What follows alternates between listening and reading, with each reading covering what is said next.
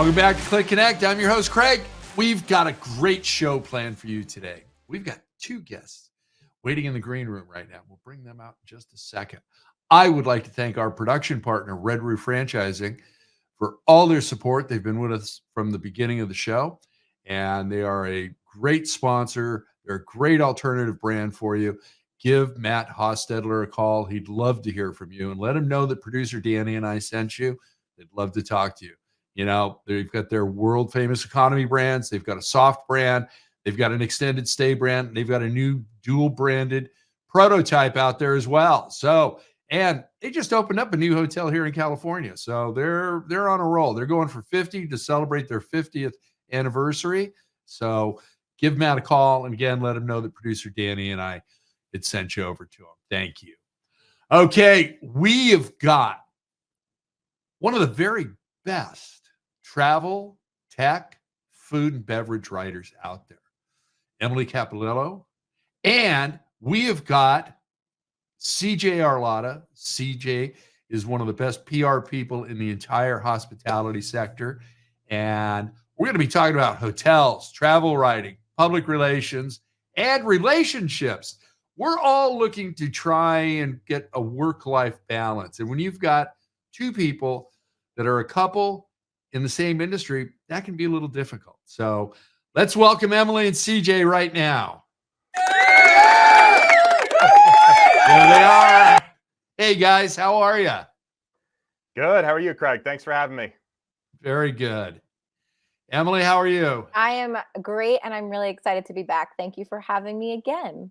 Oh, it is our pleasure. When Danny and I started talking about this show, this is the one that really got our creative juices going. We're really looking forward to this. Well, I hope everyone else likes it. I'm sure they will. Come on. You two are two of the most likable people in the industry. So, you know, you write these great reviews. CJ, you're helping clients, you know, Sure. My Place in particular, they've been on fire. They're everything Extremely we're seeing from you for them is just been amazing. So congratulations to both of you. Let's jump right into this. So travel writing and PR. Emily, ladies are always first. So let's start with you. What's that dynamic like? You guys are out there separately. Sometimes I'm guessing you're on the same assignments. How does that work with you guys? Or is it no assignments together at all? That's a hard, fast rule for you guys. We actually don't do much together. My public relations is in housewares, right? Pots, pans, knives. But my writing is in travel. We really don't take any assignment or are in a place together. But great thing is if I'm on assignment, sometimes I can take him with me. And if he is going to a conference or going to a show, sometimes he takes me, sometimes. But, you know, it's nice to get CJ's perspective, because I feel like, or I call myself the golden retriever of journalists. I'm always just so happy to be there. And of course, there are things that I'm like, oh, I wouldn't have done that, or I wouldn't have stayed there, or I wouldn't have done a dinner that way myself. But again, I'm always so grateful for the experience. CJ sometimes puts a little bird in my ear, and he's like, oh, that wasn't the best, or oh, they did that at that hotel, and it really gets me thinking about how to portray experiences better and how to create better experiences when it's my turn to do that for clients. Nice. I like that. That's great advice as well. CJ, okay, obviously you guys aren't working on the same one, but you know, what's it like? What are you guys doing? Well, it's really interesting because I do get to travel a lot with Emily, and I benefit from all the trips she gets invited on. And the bourbon. And all, yes, and all the bourbon trips and all the bourbon that gets sent to the house. We have our own liquor closet, so I'm very thankful for that. But I do get to join Emily on some of these trips, and I do get to see, I mean, I used to be a journalist myself, but I get to see how Emily as a journalist thinks of things, about certain trips, about what could have been better, for example, or what she really enjoyed. And it really helps thinking about things from a PR perspective. So I can perhaps use those ideas when I'm going on trips with clients, or clients have ideas for conferences they're having or events. I can provide them with those tips. I like it. Great. I, uh, I, I think the more that you're on a trip, in particular, CJ, considering you're doing PR for brands and owners and various other hospitality entities, it gives them a great perspective from your side of the fence. So let's talk about guest experience, you guys. You guys have both been to great hotels and some that are not so good, as we all have been. And I'm being politically correct here for a change. What are some of the things that each of you are looking at for a great guest experience? And Emily, we'll start with you again. I mean, the first thing first, cleanliness. We've gone into some hotel rooms that have not always been or seemed the cleanest. I really, particularly myself, love a bright, airy space. It doesn't have to be a large space, but it needs to be bright. We need to bring, the natural windows in, the natural light in. And I actually love a hotel that smells really good. Those are probably my top 3 things that I look for. When you go into a hotel and it smells amazing, you know that you found a place that is clean, that is professional, that is bright, that is doing their best to stay on top of even the smallest detail. And again, it doesn't have to be the largest presidential suite. It could be a tiny little room. But those are the 3 things that I really look forward to. And of course, if they have a bar with a great cocktail program. There you go. CJ.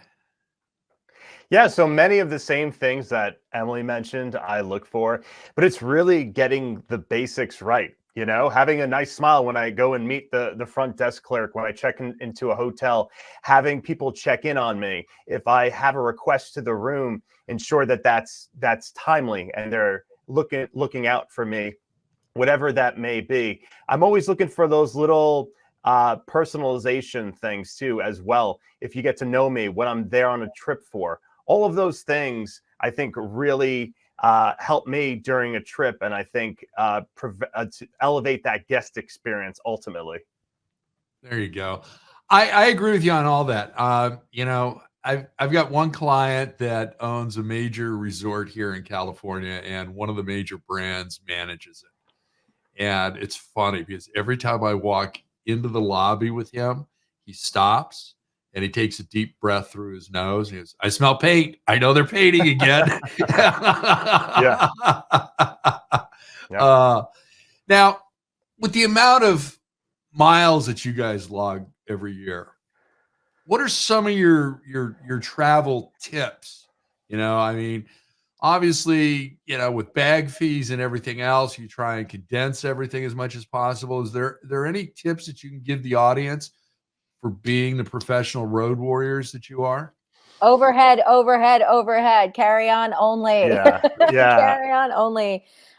Something that I have learned over the past is a toothbrush and a pair of underwear goes a long way when you are long haul traveling, because, I had a friend who, again, professional traveler, her luggage got lost for days and days, and she was washing out the same underwear in the same. It was like 2 days, and it was so traumatic because we were in one place in France, and she had to go all the way back to Marseille to get her luggage, and it was just not good.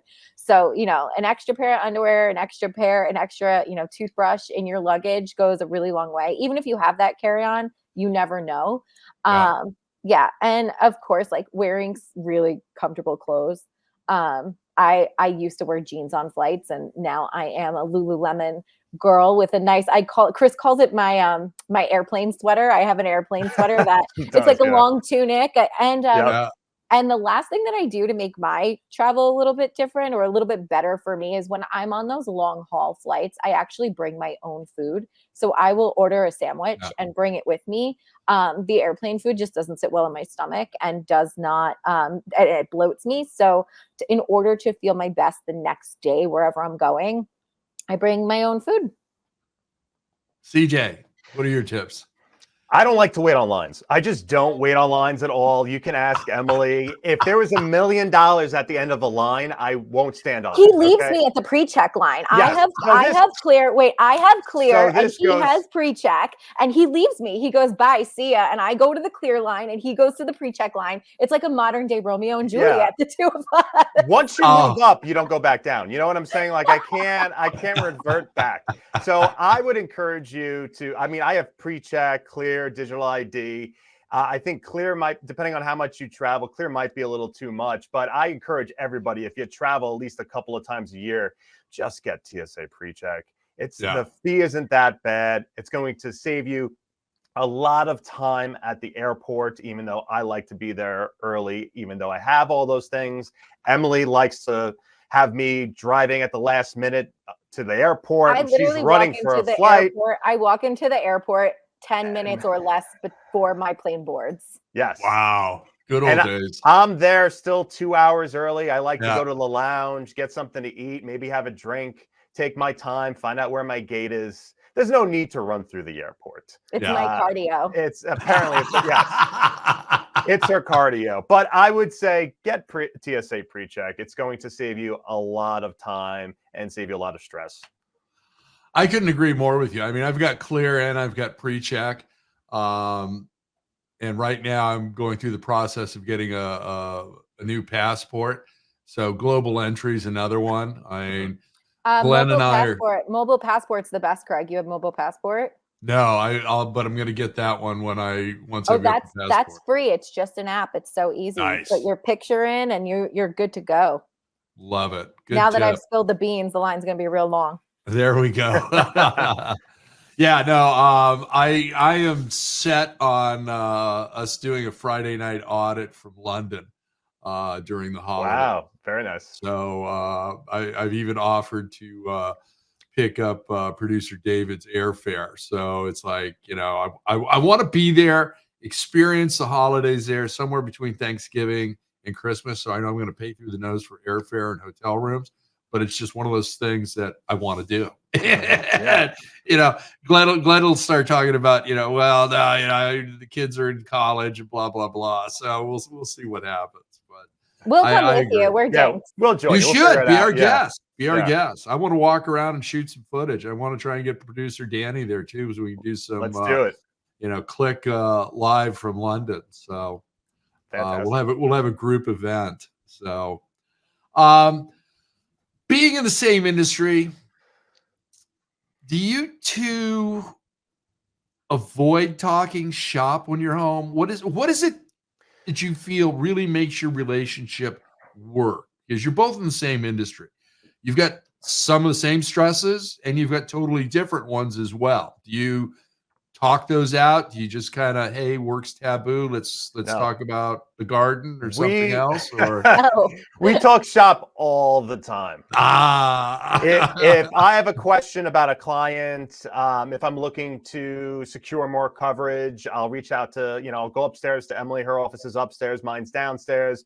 We'll talk shop a little bit to see how I can add some more value to a client. If I'm having, on the other side, if I'm having an issue, sometimes I'll bounce some ideas off of her to get her perspective.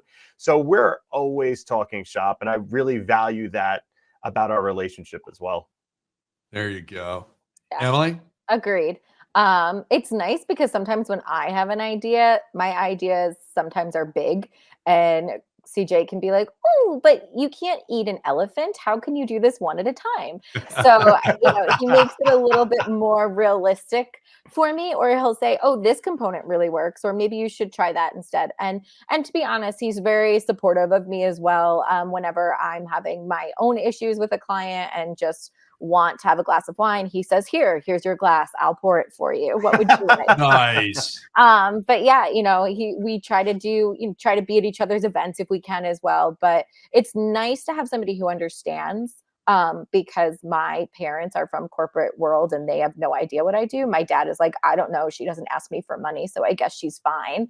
And it's nice to have somebody so close who gets it. And even when we travel, that's a big thing, right? Some people, when their spouse isn't in this kind of an industry, they could get a little irritated, right? We're on Oh, vacation, you're yeah. missing the moment, you're doing this, you're doing that. And meanwhile, like we'll set up our morning and I'll say, well, I have to get an hour of work in. And CJ will say, well, I got to get 2 hours of work in. And then I also have to do something in the afternoon. Great. So we set up our day that we can be where we need to be, Yeah. get done what we need to get done for our clients, and then also have a lot of fun. Yeah. There you go. Yeah. And I think just going off of something that Emily said, the travel component is big. And I think it's hard sometimes in a relationship where one person travels a lot and the other person doesn't. Sometimes they don't understand that lifestyle. So the both of us traveling, we're always supportive of each other. I mean, there are certain times Emily will go away for a weekend and I'm like, I'm not sure if she's come back Sunday or Monday because she travels so much that I know she's coming back one of those days, and I've got the dogs and, you know, we're waiting for her to come home, but we're kind of just used to that type of lifestyle. And there are times where we overlap too. I'll go away for 3 days. Yeah. And then Chris is like, oh man, I'm leaving on Wednesday. I'm like, well, I get home Wednesday night. Yeah. And then he's back, Saturday. And then I'm leaving again. So, it makes for a really happy life because we really value the time we see each other. Yes. It's important to have especially if both of you travel, I think it's important to have some sort of calendar set up, which Emily and I do. So we know when we're traveling and where. So we can, if we need somebody to watch the dogs, we can get all of that scheduled ahead of time.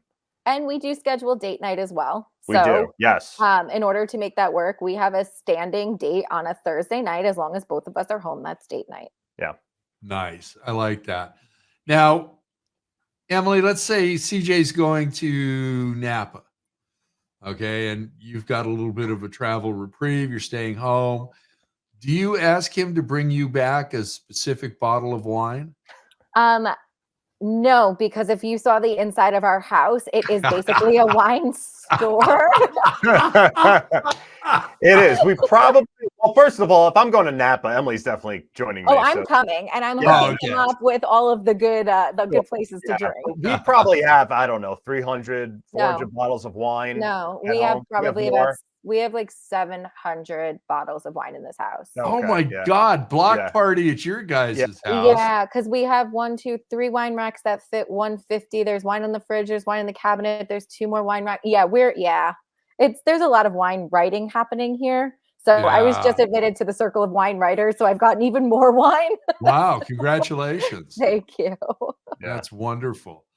Now, do you guys ever, are you the ships passing in the night and you happen to wave at each other as one's coming into the airport and the other one's leaving? Sometimes, yeah, for sure. I don't know. Have we ever actually been at the airport? No, not at the airport. That's not true. Remember, so we were in Nashville. Actually, I was in Greenville and Chris was home. And then we met for the weekend in Nashville. And then he went to Arizona for a conference and I went home. That's right. We were, yes. So it does happen, yes. It does happen. There you go.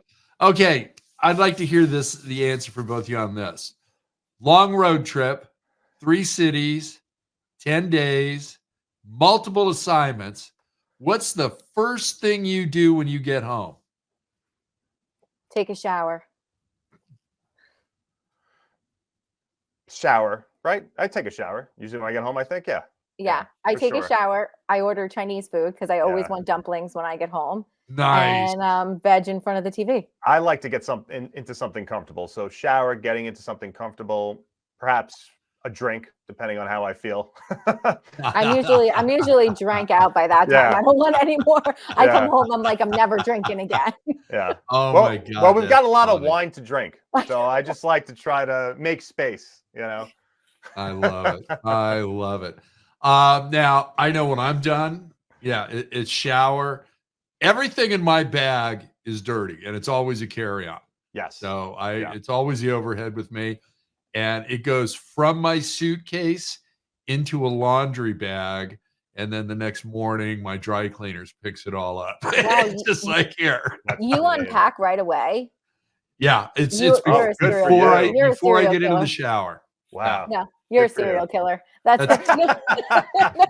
That's the last thing I want to touch before I take a shower is my suitcase. Yeah. Because I just want to get all that airplane stuff off of me and my clothes bagged. It's almost like a hazmat bag. Okay, it all goes in there. Yeah, you want to clean up, and yeah, I hear you. Yeah. I Absolutely. just put my suitcase 100%. in the closet and I pick it up again when I have to pack for the next trip. I unpack when I repack. There we go. Okay, my friends, it's time for our world famous lightning round. Are you ready? Ready. Yes, so. Bring it. Bring it. Okay. Word association, first thing that pops into your head. Producer Danny's going to put 3 minutes on the clock, starting Wait, now. who goes first? You do. Okay. 1, 2, or 5 bags. 1. Best airport. JFK. LaGuardia. Why? It's getting a lot better. It's getting a lot better, I think. The transit. I know. I don't like either of them, but I'll go with LaGuardia. There you go.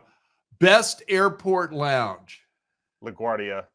Yeah, LaGuardia's Delta Lounge. Although I hear the sure. Chase Sapphire Lounge is fire, so we got to get into that one. Can you get There into you that, or do I only have access? No, I can. Thank I you. just wanted to make sure. Okay. No, I got a Chase Sapphire card the day that opened. Okay. All right. Just want to make sure. Car rental or Uber/Lyft? Uber/Lyft. Uber. Yeah. Favorite airline? Delta. Aisle or window? Aisle. Aisle for sure. I don't understand window people. I But really when don't. we travel together, I travel I travel in the window. Okay. Weird hotel amenities that you dislike. I don't know. I don't think I have any hotel amenities that I dislike. Everything is like better than being at home. I don't like the sink in the room, and that's a kind of a nod to Emily at a room that we stayed at. Yeah, I want the sink in the bathroom. Yeah, we stayed at a hotel in New Hampshire, and the sink was next to the bed in the room. Oh God. Sounds like a conversion property. Listen, it was dog friendly, and that was the reason we stayed there. Yeah, there you go. It was an experience for sure. An experience, yes. Yeah. Hotel lobby. The O in Palm Beach. Space to work. That's what I think automatically. There you go. Ultimate hotel experience. Oh, that's interesting. I don't know. You got to go first because my brain is. I was waiting on you for that. I mean, probably the Four Seasons on Oahu was the best hotel experience I'd ever had from start to finish. It was just top notch, and the room was bigger than my house. I don't know if I have one, to be honest with you. That's my answer. All right. And you did that with 30 seconds left over. Not that you win anything, but congratulations. All right. That was exciting. Okay, guys, before we wrap this up, what one piece of advice would you like to give everybody out there? Emily, we'll start with you. Oh man, what one piece of advice? Well, I just read this report today, actually, that said that people don't want to travel because they're afraid of jet lag. And I just want to say, like, please don't be afraid to travel because of things like that. Just, you can do exactly, what you want to do and have the experiences you want to have. And like Taylor Swift says, jet lag is a choice. So don't give up experiences for things that you're afraid of. There you go. I like that. CJ.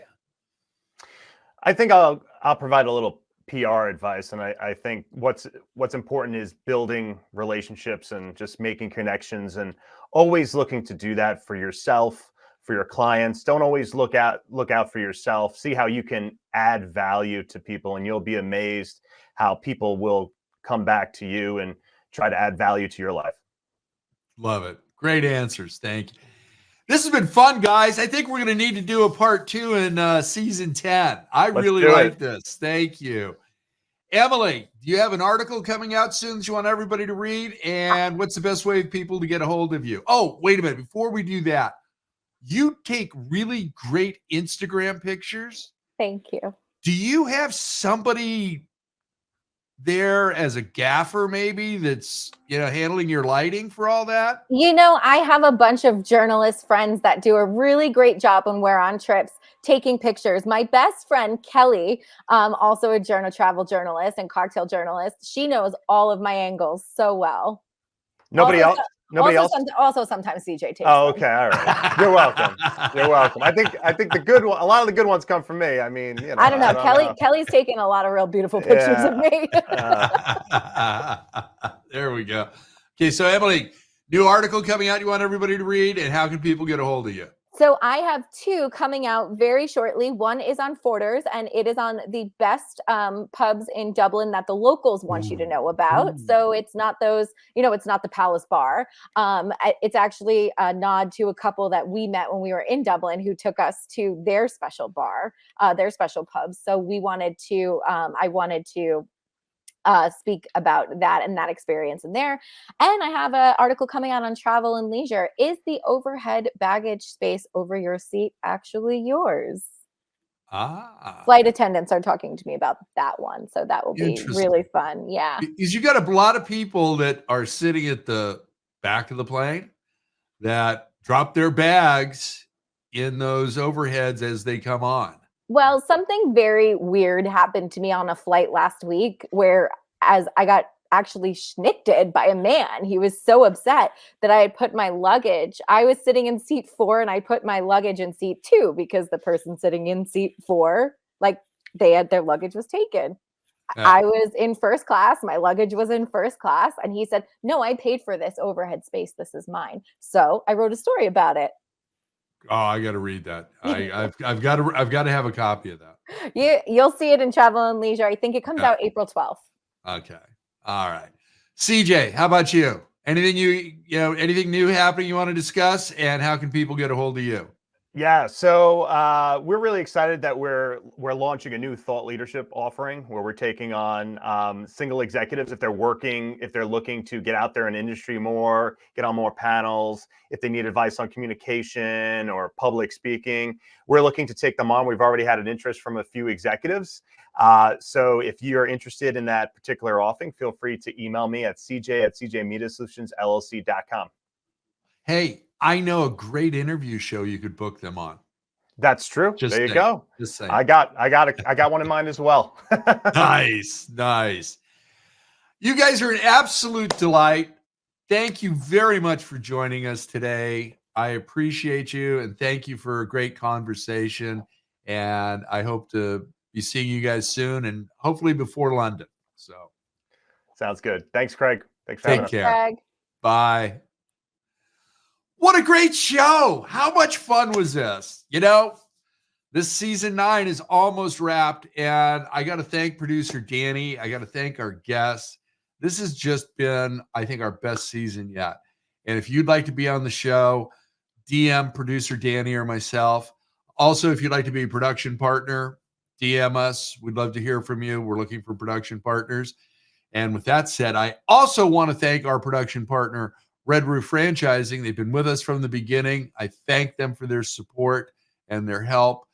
And if you're looking for a new brand, give Matt Hostetler a call. He'd love to hear from you. Tell him that producer Danny and I sent you.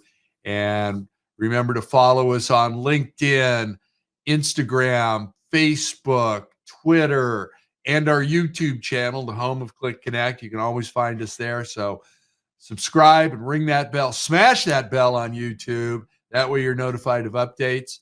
We've got exactly 3 more shows in this season, and then we're done. And we'll be taking the summer off, and we'll be back with a new show, a new season, a new look, a lot of new stuff in season 10. So thank you for joining us today. And as I'm fond of saying, be kind, share your knowledge. Now go be amazing. Thank you for watching till the end of the show. If you'd like to be a guest on CLIC Connect or a production partner, please DM us on our YouTube channel at California Lodging Investment Conference. Thank you.